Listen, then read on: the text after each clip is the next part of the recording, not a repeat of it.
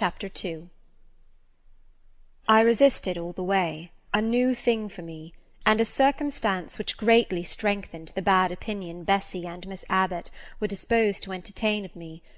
The fact is, I was a trifle beside myself, or rather out of myself, as the French would say. I was conscious that a moment's mutiny had already rendered me liable to strange penalties, and, like any other rebel slave, I felt resolved in my desperation to go all lengths. "Hold her arms, Miss Abbot, she's like a mad cat." "For shame, for shame!" cried the lady's maid. "What shocking conduct, Miss Eyre, to strike a young gentleman, your benefactress's son, your young master!" "Master? How is he my master? Am I a servant?" "No, you are less than a servant, for you do nothing for your keep. There, sit down, and think over your wickedness." They had got me by this time into the apartment indicated by Mrs. Reed, and had thrust me upon a stool. My impulse was to rise from it like a spring. Their 2 pair of hands arrested me instantly. "If you don't sit still, you must be tied down," said Bessy. "Miss Abbot, lend me your garters. She would break mine directly." Miss Abbot turned to divest a stout leg of the necessary ligature. This preparation for bonds, and the additional ignominy it inferred, took a little of the excitement out of me. "Don't take them off," I cried. "I will not stir." In guarantee whereof I attached myself to my seat by my hands. "Mind you don't," said Bessy, and when she had ascertained that I was really subsiding, she loosened her hold of me. Then she and Miss Abbot stood with folded arms, looking darkly and doubtfully on my face, as incredulous of my sanity. "She never did so before," at last said Bessy, turning to Abigail. "But it was always in her," was the reply. "I've told Mrs. often my opinion about the child, and Mrs. agreed with me. She's an underhand little thing. I never saw a girl of her age with so much cover." Bessy answered not, but ere long addressing me, she said, "You ought to be aware, miss, that you are under obligations to Mrs. Reed. She keeps you. If she were to turn you off, you would have to go to the poor-house." I had nothing to say to these words. They were not new to me. My very first recollections of existence included hints of the same kind. This reproach of my dependence had become a vague sing-song in my ear, very painful and crushing, but only half intelligible. Miss Abbot joined in. "And you ought not to think yourself on an equality with the Mrs. Reed and Master Reed, because Mrs. kindly allows you to be brought up with them. They will have a great deal of money, and you will have none. It is your place to be humble, and to try to make yourself agreeable to them." "What we tell you is for your good," added Bessy in no harsh voice.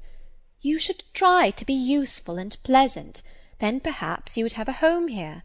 But if you become passionate and rude, Mrs. will send you away, I am sure." "Besides," said Miss Abbot, "God will punish her. He might strike her dead in the midst of her tantrums, and then where would she go? Come, Bessy, we will leave her. I wouldn't have her heart for anything. Say your prayers, Miss Eyre, when you are by yourself, for if you don't repent, something bad might be permitted to come down the chimney and fetch you away." They went, shutting the door and locking it behind them. The Red Room was a square chamber, very seldom slept in, I might say never, indeed, unless when a chance influx of visitors at Gateshead Hall rendered it necessary to turn to account all the accommodation it contained. Yet it was one of the largest and stateliest chambers in the mansion. A bed supported on massive pillars of mahogany, hung with curtains of deep red damask, stood out like a tabernacle in the centre. The 2 large windows, with their blinds always drawn down, were half shrouded in festoons and falls of similar drapery. The carpet was red. The table at the foot of the bed was covered with a crimson cloth. The walls were a soft fawn colour with a blush of pink in it. The wardrobe, the toilet-table, the chairs were of darkly polished old mahogany. Out of these deep surrounding shades rose high, and glared white, the piled-up mattresses and pillows of the bed, spread with a snowy Marseille counterpane. Scarcely less prominent was an ample cushioned easy-chair near the head of the bed, also white, with a footstool before it, and looking, as I thought, like a pale throne. This room was chill, because it seldom had a fire. It was silent, because remote from the nursery and kitchen. solemn because it was known to be so seldom entered. The housemaid alone came here on Saturdays, to wipe from the mirrors and the furniture a week's quiet dust, and Mrs. Reed herself, at far intervals, visited it to review the contents of a certain secret drawer in the wardrobe, where were stored divers parchments, her jewel casket, and a miniature of her deceased husband, and in those last words lies the secret of the Red Room, the spell which kept it so lonely in spite of its grandeur. Mr. Reed had been dead 9 years. It was in this chamber he breathed his last. Here he lay in state, hence his coffin was borne by the undertaker's men, and since that day a sense of dreary consecration had guarded it from frequent intrusion.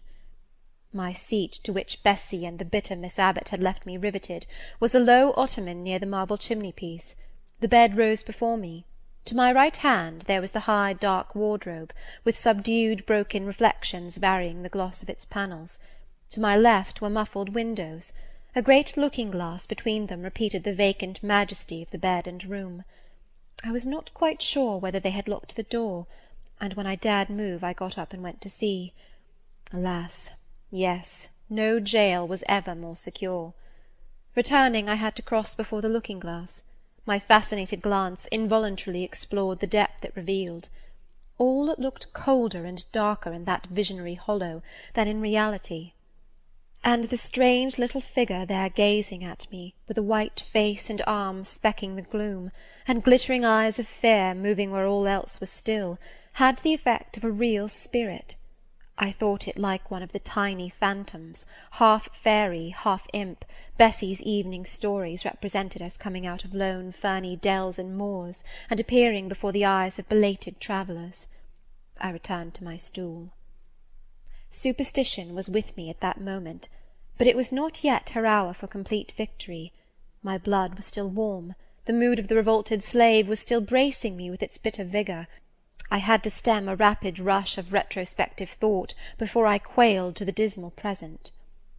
All John Reed's violent tyrannies, all his sister's proud indifference, all his mother's aversion, all the servants' partiality, turned up in my disturbed mind like a dark deposit in a turbid well.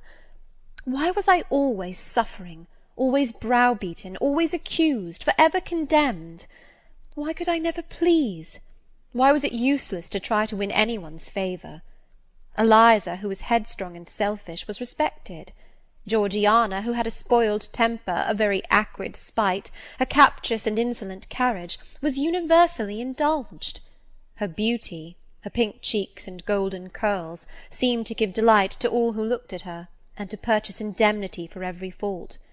John no one thwarted, much less punished, though he twisted the necks of the pigeons, killed the little pea-chicks, set the dogs at the sheep, stripped the hothouse vines of their fruit, and broke the buds off the choicest plants in the conservatory. He called his mother old girl, too, sometimes reviled her for her dark skin, similar to his own, bluntly disregarded her wishes, not unfrequently tore and spoiled her silk attire, and he was still her own darling. I dared commit no fault. I strove to fulfil every duty, and I was termed naughty and tiresome, sullen and sneaking, from morning to noon, and from noon to night. My head still ached and bled with the blow and fall I had received. No one had reproved John for wantonly striking me, and because I had turned against him to avert farther irrational violence, I was loaded with general opprobrium. Unjust, unjust, said my reason, forced by the agonizing stimulus into precocious though transitory power, and resolve, equally wrought up, instigated some strange expedient to achieve escape from insupportable oppression, as running away, or, if that could not be effected, never eating or drinking more, and letting myself die. What a consternation of soul was mine that dreary afternoon! How all my brain was in tumult, and all my heart in insurrection! Yet in what darkness, what dense ignorance, was the mental battle fought!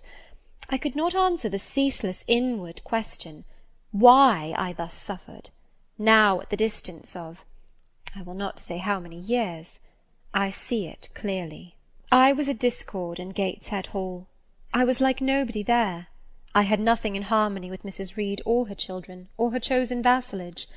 If they did not love me, in fact, as little did I love them. They were not bound to regard with affection a thing that could not sympathize with one amongst them, a heterogeneous thing, opposed to them in temperament, in capacity, in propensities, a useless thing, incapable of serving their interest or adding to their pleasure, a noxious thing, cherishing the germs of indignation at their treatment, of contempt of their judgment. I know that had I been a sanguine, brilliant, careless, exacting, handsome, romping child, though equally dependent and friendless, Mrs. Reed would have endured my presence more complacently. Her children would have entertained for me more of the cordiality of fellow-feeling. The servants would have been less prone to make me the scapegoat of the nursery. Daylight began to forsake the Red Room. It was past 4 o'clock, and the beclouded afternoon was tending to drear twilight. I heard the rain still beating continuously on the staircase window, and the wind howling in the grove behind the hall. I grew by degrees cold as a stone, and then my courage sank. My habitual mood of humiliation, self-doubt, forlorn depression, fell damp on the embers of my decaying ire. All said I was wicked, and perhaps I might be so. What thought had I been but just conceiving of starving myself to death? That certainly was a crime, and was I fit to die? Or was the vault under the chancel of Gateshead Church an inviting bourne? In such vault, I had been told, did Mr. Reed lie buried, and, led by this thought to recall his idea, I dwelt on it with gathering dread. I could not remember him, but I knew that he was my own uncle, my mother's brother, that he had taken me when a parentless infant to his home, and that in his last moments he had required a promise of Mrs. Reed that she would rear and maintain me as one of her own children. Mrs. Reed probably considered she had kept this promise, and so she had, I dare say, as well as her nature would permit her. But how could she really like an interloper not of her race, and unconnected with her, after her husband's death, by any tie? It must have been most irksome to find herself bound by a hard-wrung pledge to stand in the stead of a parent to a strange child she could not love, and see an uncongenial alien permanently intruded on her own family group. A singular notion dawned upon me. I doubted not, never doubted, that if Mr. Reed had been alive he would have treated me kindly, and now, as I sat looking at the white bed and overshadowed walls, occasionally also turning a fascinated eye towards the dimly gleaming mirror, I began to recall what I had heard of dead men, troubled in their graves by the violation of their last wishes, revisiting the earth to punish the perjured and avenge the oppressed, and I thought Mr. Reed's spirit, harassed by the wrongs of his sister's child, might quit its abode, whether in the church vault or in the unknown world of the departed, and rise before me in this chamber. I wiped my tears and hushed my sobs, fearful lest any sign of violent grief might waken a preternatural voice to comfort me, or elicit from the gloom some haloed face, bending over me with strange pity. This idea, consolatory in theory, I felt would be terrible if realized. With all my might I endeavoured to stifle it, I endeavoured to be firm. Shaking my hair from my eyes, I lifted my head and tried to look boldly round the dark room. At this moment a light gleamed on the wall. Was it, I asked myself, a ray from the moon penetrating some aperture in the blind? No, moonlight was still, and this stirred. While I gazed, it glided up to the ceiling and quivered over my head. I can now conjecture readily that this streak of light was, in all likelihood, a gleam from a lantern carried by some one across the lawn. But then, prepared as my mind was for horror, shaken as my nerves were by agitation, I thought the swift darting beam was a herald of some coming vision from another world. My heart beat thick, my head grew hot, a sound filled my ears which I deemed the rushing of wings. Something seemed near me. I was oppressed, suffocated, endurance broke down. I rushed to the door and shook the lock in desperate effort. Steps came running along the outer passage. The key turned. Bessie and Abbot entered.